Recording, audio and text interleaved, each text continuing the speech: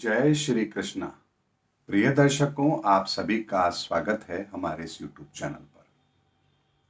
दर्शकों, मेरा तीसरा वीडियो है 30 मार्च 2025 पर।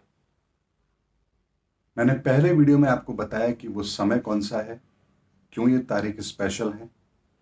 दूसरे वीडियो में मैंने आपको बताया कि इस समय पर ग्रहों की जो स्थिति है वो क्या संकेत दे रही है।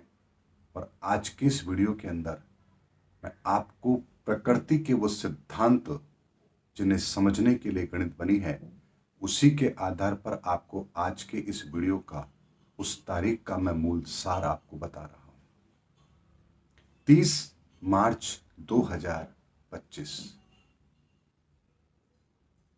हमारे इस ब्रह्मांड की रचना के अंदर 1 से लेकर 9 तक के इन अंकों का बहुत बड़ा योगदान है, क्योंकि हर एक अंक एक आयाम को रिप्रेजेंट करता है।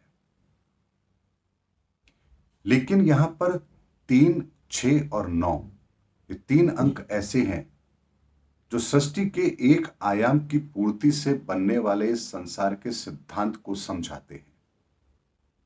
3 के अंक को आप यदि गुणा करते चलेंगे या उसको बांटते चलेंगे तो आपको 3, 6 ही अंक प्राप्त होगा। यानी 3 को दुगना करेंगे 6 होता है, 6 को दुगना करेंगे 12 होता है, 12 को सिंगल डिजिट में कन्वर्ट करेंगे 3 होता है, 12 को फिर डबल करेंगे 24 होता है, 24 को फिर जोड़ेंगे तो 6 होता है। क्योंकि सृष्टि के मूल सिद्धांत के अंदर एक तत्व 2 तत्वों में, 2 4 में, 4 8 में और 8 16 में बदलते हैं। यही फिजिक्स का सिद्धांत भी है। अब आप 3 को यदि आधा कर देंगे 1.5 तो भी आपको 6 मिलेगा, और 1.5 को भी यदि आप आधा कर देंगे तो आपको 0.75 मिलेगा, और 0.75 को भी अगर आप सिंगल डिजिट में कन्वर्ट करेंगे तो आपको 3 ही मिलेगा। यानी 3 का अंक वो अंक है जिसे आप चाहें जितनी बार डबलिंग कर ले या हाफिंग कर ले, आप ही प्राप्त होता है। इसी तरह से 6 का भी अंक है, और 9 अंक एक पूर्णांक है जिसे आप कितनी बार भी डबल या हाफिंग कर लें, आपको 9 ही प्राप्त होगा। इस पर एक वीडियो मैं पहले ही बना चुका हूं, और ये निकोला टेस्ला की थ्योरी भी है, जिसका सिद्धांत तो उन्होंने दिया लेकिन जिसका रहस्य उन्हें समझ नहीं आया था। अब लौटते हैं पुनः 30 मार्च 2025 पर। 30 तारीख है, यानी कि 3 है। महीना मार्च का है अर्थात 3 है, और साल 2025 अर्थात 9 है। अब इस पूरी संख्या को जोड़ देंगे।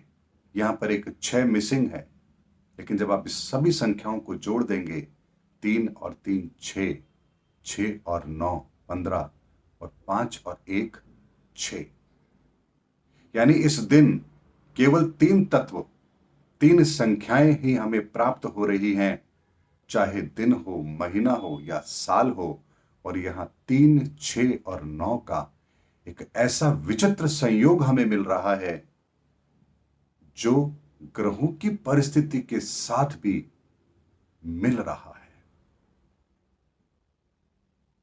इसीलिए दर्शकों, जब हम इसे ब्रह्मांड की उत्पत्ति के उस सिद्धांत पर देखते हैं, ज्योतिषीय आकलन पर देखते हैं, आध्यात्म के दृष्टिकोण से देखते हैं, हर दृष्टिकोण से देखते हैं, तो इस दिन कोई ना कोई बड़ा कॉम्बिनेशन हमें जरूर मिलता है।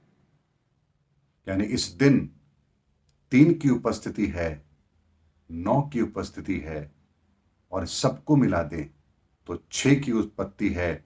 और यही 3, 6 और 9 इस ब्रह्मांड के रहस्य को अपने अंदर लिए हुए हैं। और इसीलिए 1 से 3 एक आयाम जिसे हम ब्रह्मा के नाम से जानते हैं, 4 से 6 ये भी 3 अंक हैं, और इनके अंदर भी विष्णु समाये हुए हैं जो सृष्टि की पालना कर रहे हैं। और 7, 8, 9 ये 3 अंक भी भगवान शिव को समर्पित हैं, जो सृष्टि की परिस्थितियों को नियंत्रित करते हैं, संहार का रोल निभाते हैं।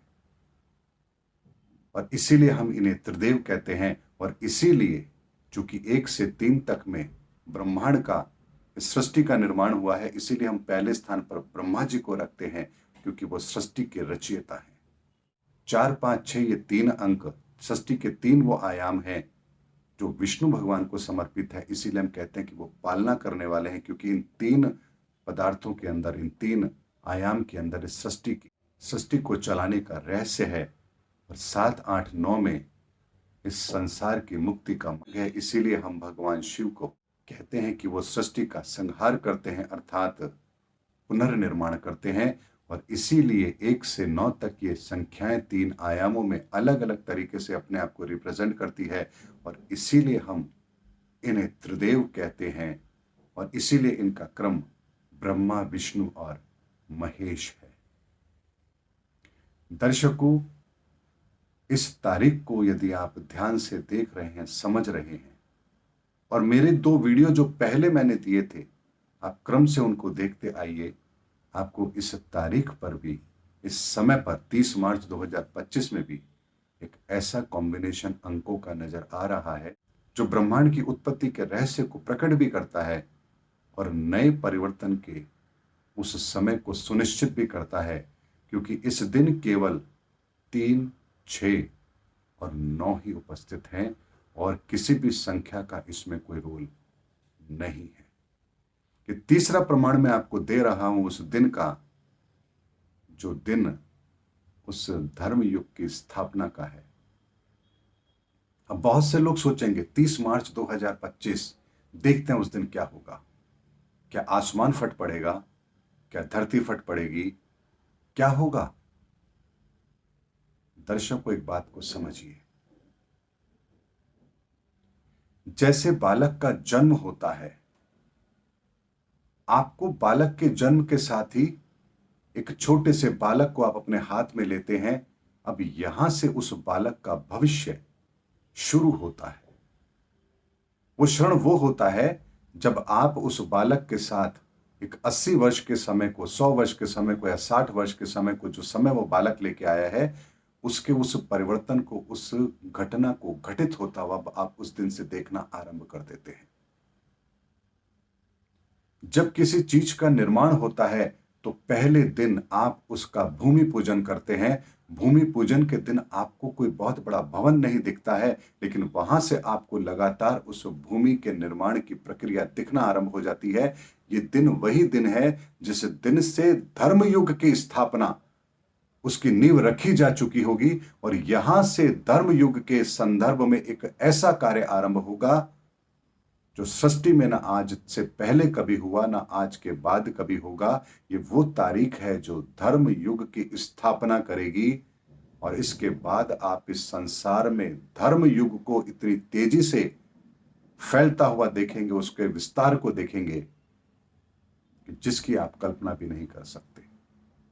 इसलिए इस दिन के पश्चात कलयुग का अंत है, उसकी समाप्ति है, और उसके पश्चात एक नए युग की स्थापना है।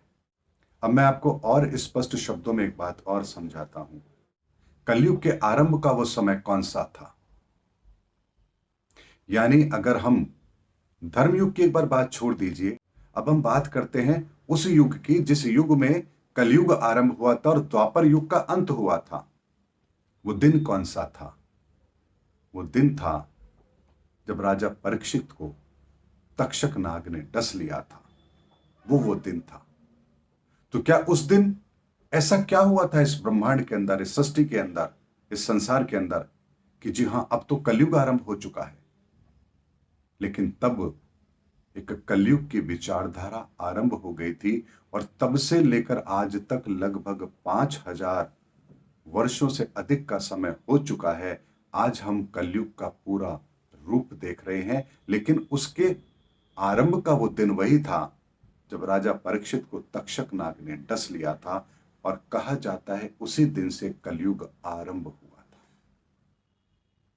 इसी तरह से 30 मार्च 2025 का दिन भी वो दिन है जिस दिन कलयुग का अंत होगा और धर्म युग की स्थापना होगी।